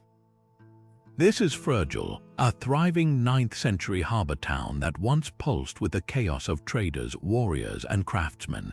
Its docks crowded with longships bearing furs from the north, silver from the Middle East, and glass so vibrant it still glints when pulled from the seabed. Today, the waves have reclaimed Frøjul's bustling waterfront, but the artifacts left behind tell a story far richer than sagas ever could. Divers exploring the site have uncovered a treasure trove of everyday wonders: bronze scales used to weigh silver dirhams from Baghdad, their precision revealing a sophisticated trade network stretching thousands of miles. Tiny cobalt glass beads, likely crafted in Egypt or Syria, litter the seafloor like scattered candy, evidence of Viking women's love for luxury. Even more telling are the ship rivets and broken keel fragments, silent witnesses to the relentless maritime activity that made Frøjul a linchpin of Baltic commerce. These aren't just relics, they're receipts from a globalized Viking economy, proving these seafarers were as much merchants as raiders. What makes Frøjul extraordinary isn't just its wealth, but its diversity. Excavations have revealed a melting pot of cultures, Slavic pottery shards mingling with Frankish coins, and even a single Byzantine silk thread preserved in the anaerobic mud, a fleeting hint of garments worn by elites. The harbor's layout, mapped through sonar, shows specialized zones, blacksmiths' forges near the docks for quick repairs, and tight clusters of pit houses where traders haggled over goods. One poignant find was a child's wooden toy boat, carved with crude but recognizable dragon prow, suggesting even the youngest Frøjul residents dreamed of seafaring glory. The real revelation, though, lies in the harbor's demise. Unlike ports swallowed by sudden catastrophes, Frøjul faded gradually as shifting trade routes and rising sea levels turned its waterfront into a graveyard of abandoned jetties. The last longship sailed away in the 11th century, leaving behind a time capsule in the silt, a snapshot of Viking life at its most cosmopolitan. Now, as marine archaeologists piece together Frøjul's fragments, they're rewriting history. This wasn't some remote outpost, it was a medieval Wall Street of the north where fortunes were made and cultures collided. Every recovered artifact whispers the same truth. The Viking world was vaster, more connected, and far more fascinating than horned helmets and Hollywood clichés suggest. And somewhere beneath those Baltic waves, untold stories still drift, waiting for the next diver's hand to bring them back into the light. South of Japan's main islands, where the Pacific dissolves into shades of turquoise and cobalt, the Ryukyu archipelago guards a secret that could rewrite the history of the Pacific. Beneath these waves, colossal step terraces carve precise geometric patterns into the ocean floor, structures so immense and orderly, they look like the ruins of a civilization swallowed by the sea. These aren't the jagged, chaotic formations of natural rock. They're sprawling platforms with right angles and tiered levels, some stretching hundreds of meters across, their edges sharp enough to suggest deliberate craftsmanship. Local fishermen have whispered about them for generations, calling them the steps of the gods, but to researchers, there's something even more provocative, potential evidence of a lost Pacific culture, a Japanese Atlantis. What makes these submerged terraces so compelling is their eerie resemblance to other disputed sites like the Yonaguni Monument.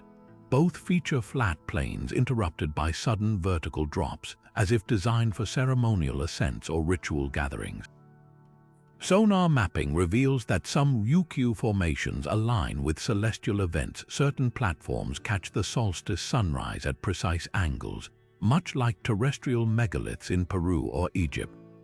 But here's the twist that divides scholars. While Yonaguni's origins are hotly debated, the Ryukyu structures sit along known tectonic fault lines, where seismic shifts could theoretically fracture bedrock into deceptively artificial-looking shapes.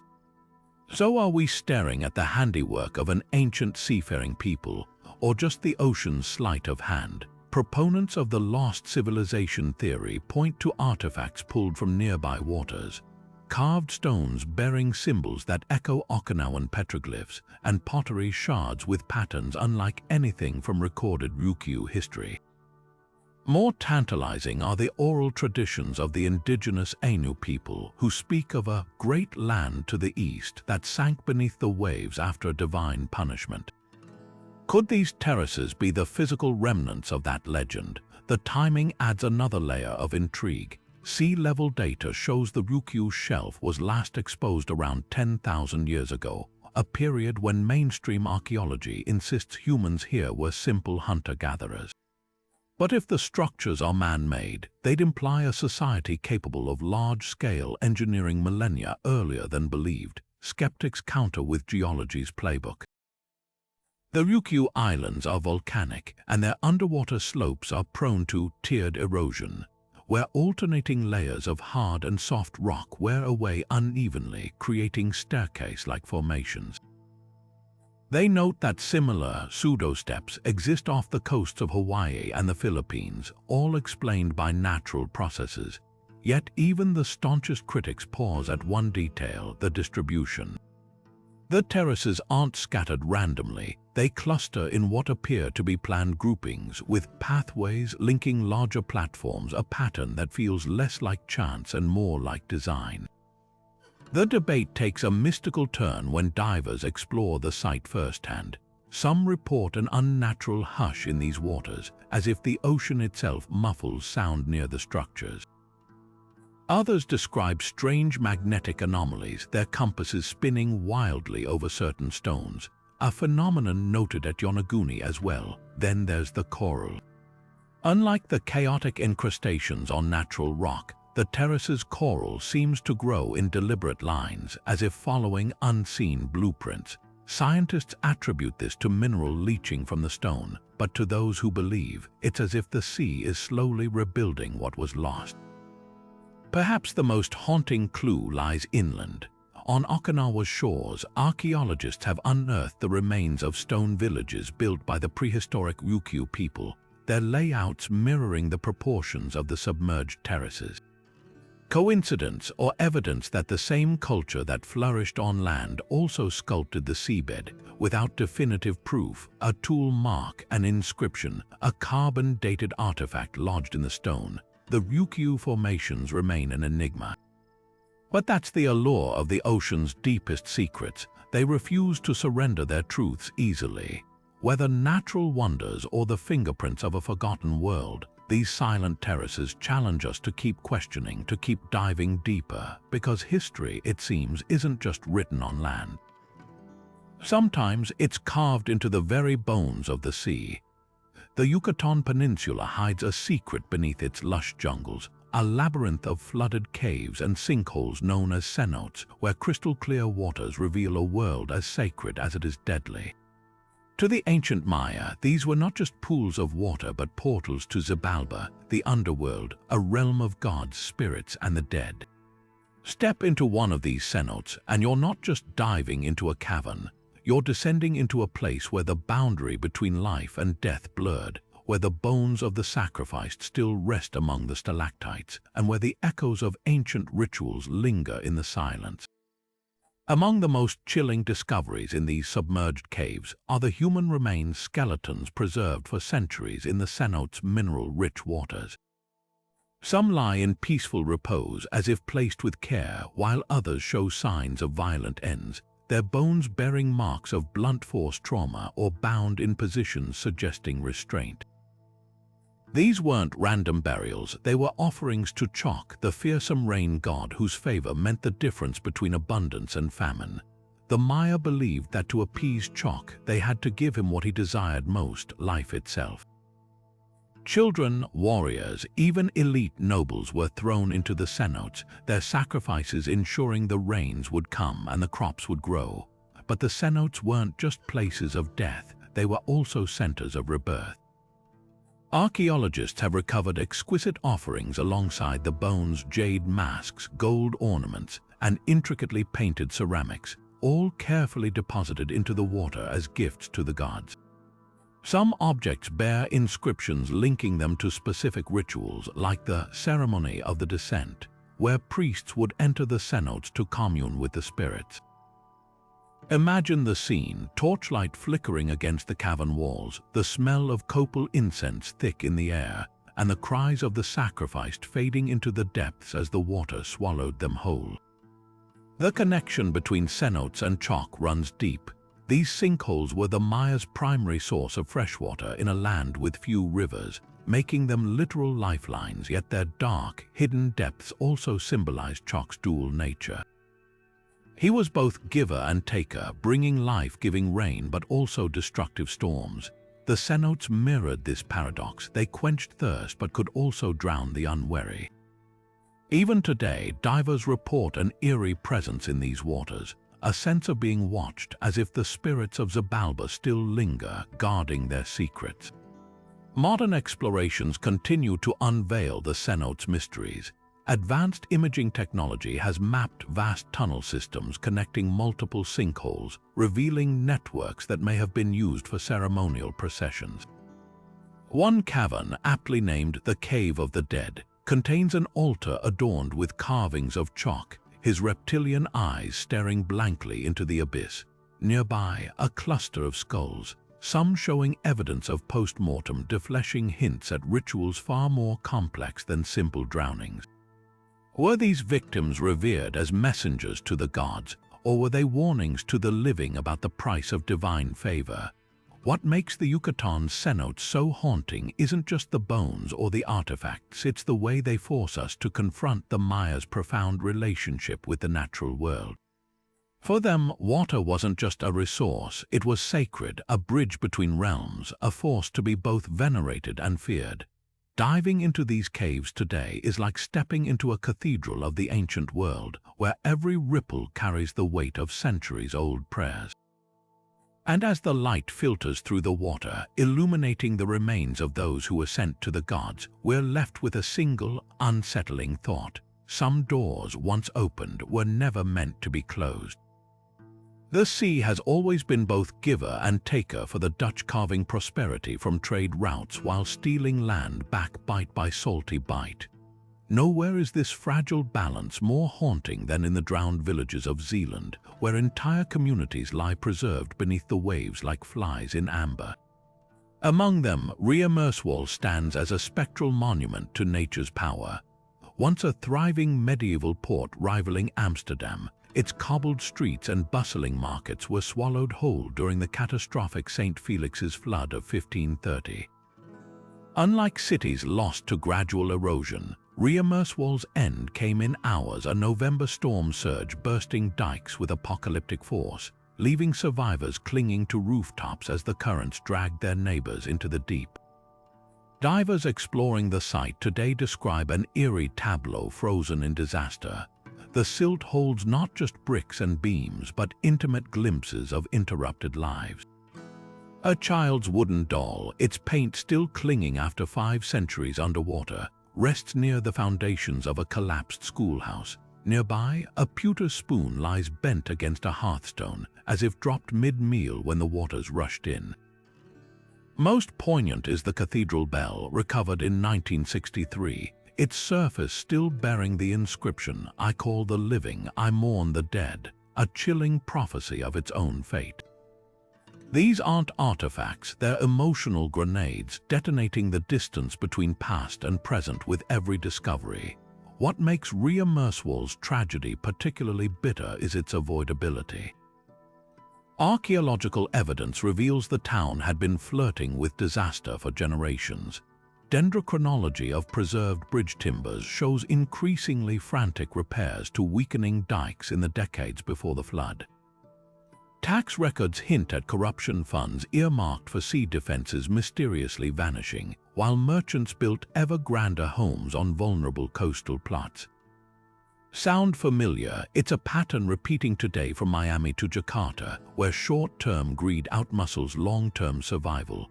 The difference is Ria Merswal didn't have satellite weather forecasts or modern engineering. They had only pride and prayers that proved insufficient against the North Sea's rage. Yet there's a cruel beauty in how the ocean preserved what it destroyed. Peat layers formed over the ruins created anaerobic conditions, slowing decay to a crawl. A 2008 excavation uncovered a butcher's shop with sausages still hanging from hooks, their shapes discernible despite centuries underwater. In the town square, divers mapped the cobblestone outlines of a marketplace where vendors once haggled over Baltic grain and Flemish wool, now home to crabs scuttling between beer steins turned to coral-encrusted relics. The sea didn't just erase Ria Merswal, it archived it, gifting archaeologists a medieval time capsule more complete than most dry land sites. Modern Zealanders have forged an uneasy peace with these watery graves. Annual memorials toll replica church bells across the marshlands, their notes echoing the originals that now sit mute in museum cases. Fishermen still whisper of pulling up odd bricks in their nets, pieces of kitchens, churches, and cradles spat back up by the restless sea. Some even claim to hear phantom bells ringing during storms, though scientists attribute this to submerged metal resonating with waves. The truth may be simpler. Trauma lingers in collective memory, and 500 years isn't long enough to forget watching your world drown. As climate change advances, Ria Merswal's bones take on new urgency. Rising sea levels are exposing long-buried ruins faster than archaeologists can document them, while stronger storms threaten to scatter delicate artifacts across the seabed. It's a race against time, and tide one that mirrors our broader struggle to learn from history before it's rewritten by waves. The lesson of Ria Merswal isn't just about Dutch resilience, it's a universal warning. Every coastline holds potential ghost towns, their futures contingent on choices we're making right now. The difference is we've run out of excuses. When our cities sink, there'll be no one left to blame but ourselves. Imagine a vast, fertile plain stretching from Britain to the Netherlands, its river valleys teeming with deer and wild boar, its coastlines rich with oysters and seals. This was Doggerland, Europe's lost heartland, a Mesolithic paradise now buried beneath the North Sea's churning waves. 8,000 years ago, this wasn't underwater. It was home to thriving hunter-gatherer communities, their lives woven into a landscape that vanished as glaciers melted and seas rose. Today, their story survives in fragments, mammoth bones dredged up by fishing trawlers, flint tools nestled in seabed silt, and the haunting contours of drowned forests mapped by sonar. The evidence paints a vivid picture of Doggerland's final days. Fishermen off the Dutch coast have pulled up prehistoric antlers and spear points for centuries, often tossing them back as curiosities. But in the 1930s, a trawler's net snagged something extraordinary. A lump of peat containing a finely crafted barbed point, its sharp edges proof of human hands. This accidental discovery sparked a revelation. The North Sea floor wasn't just a wasteland, it was a submerged time capsule. Since then, thousands of artifacts have surfaced, bone harpoons for fishing, red deer skulls with butcher marks, and even a human skull fragment with DNA linking it to early European ancestors. Each one is a breadcrumb leading back to a world swallowed by the ocean's relentless rise. What makes Doggerland uniquely haunting is how abruptly it disappeared. Climate change wasn't a distant threat, it was a crashing reality. As ice sheets retreated, meltwater pooled into vast lakes until around 6100 BC, a catastrophic breach sent seawater flooding across the lowlands. The Storegga Slide, an underwater landslide off Norway, may have triggered tsunamis that delivered the final blow. Imagine the terror, families fleeing inland as walls of water swallowed hunting grounds and sacred sites, their stories erased in a geological blink. Yet the land didn't vanish overnight. Core samples reveal layers of peat and pollen, showing Doggerland's gradual transformation from forests to salt marshes before the sea claimed it for good. Modern technology is resurrecting this drowned world in startling detail. Sonar surveys have traced river channels, one dubbed the Schotten River after its discoverer, winding across the seabed like ancient highways. These waterways once connected seasonal camps, their banks likely dotted with temporary shelters of wood and hide. Archaeologists have even identified potential gathering places, elevated sandbanks where tools and animal bones cluster, hinting at butchering sites or communal feasts. The most poignant find, footprints preserved in submerged mudflats, a fleeting trace of someone crossing a marsh 8 millennia ago, their path abruptly ending where the seabed drops away. But Doggerland's greatest mystery isn't how it fell, it's how its people adapted. Genetic studies suggest survivors fled to higher ground in Britain and Scandinavia, their descendants carrying fragments of Doggerland's heritage. Some scholars speculate that the catastrophic flooding lives on in myths like the Welsh legend of Cantref Gwaelod, a sunken kingdom whose bells still toll beneath the waves. Others see Doggerland as a cautionary tale for our own era of rising seas, where coastal cities face a similar fate. The North Sea guards its secrets fiercely. Tides and currents scatter artifacts, and deep-sea excavations remain costly and rare. Yet every trawler's net or wind farm's foundation drill might unveil another clue. Recently, a team mapping offshore wind routes stumbled upon a potential ritual site, a circle of stones eerily reminiscent of Stonehenge, half buried in the silt. Could this be Doggerland's last temple, a sacred place swallowed before its builders could pass down its meaning? Until divers can study it firsthand, we're left with only questions, and the humbling truth that the ocean's greatest treasures may forever lie just beyond our reach. From the pyramids of Okinawa to the drowned streets of Port Royal, these 25 underwater wonders aren't just relics, they're stark reminders of humanity's fragile dance with water. Each one tells the same story in a different key. Civilizations rise, flourish, and then, whether by earthquake, flood, or the slow creep of rising tides, the sea takes them back. The ruins we've explored today are more than archaeological curiosities. They're cautionary tales carved in stone and silt. And here's the unsettling truth: they might just be the first chapter in a much longer story. As climate change reshapes coastlines and intensifies storms, our own cities could one day join these sunken realms. Imagine future divers gliding over the skeletal remains of Miami's skyscrapers or Shanghai's financial district, puzzling over subway tunnels turned coral corridors. The parallels are impossible to ignore. Like the Maya sacrificing treasures to cenotes or the Dutch battling the North Sea, we're repeating an ancient pattern, building boldly by the water's edge, only to learn too late that the ocean always has the final word. The difference now, we have the science to see it coming. Whether we act in time is another question entirely, but let's end not with doom but with wonder. Which of these mysteries gripped you the most? Was it the Baltic's eerie anomaly defying explanation, the hauntingly preserved relics of Pavlopetri frozen mid-life, or the possibility that places like Dwarka or the Gulf of Cambay could rewrite history itself? Your curiosity fuels this journey, so tell us in the comments, and who knows, the most captivating sights might just dive deeper in future videos. After all, the ocean's archives are vast and humanity's past, still full of secrets waiting to surface.